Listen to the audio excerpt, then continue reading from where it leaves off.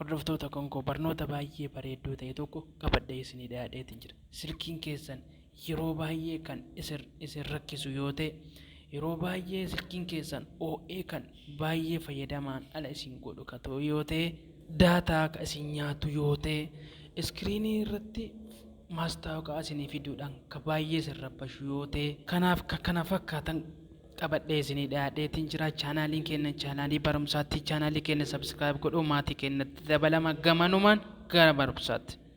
Siitingii keenya irra ni dhufna.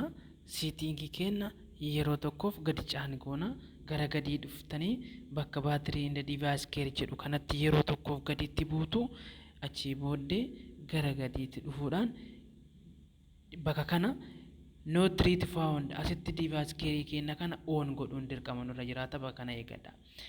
Gara gadii dhuftanii device kenna gara gadii harkistanii asitti unused app jedha. Unused app kana yeroo tokko gadi tuttu akkuma asitti arguuf deemtan kana yoo barbaade hunda isaa nan balleessa. Faayilii biraa kan barbaadu yoo jiraate kan barbaadu kan keessa select godhee kan remove keessaa godhuu ni danda'a jechuudha. Obboleewwan Konkoo bakka kanatti of eeggannoo godhaa.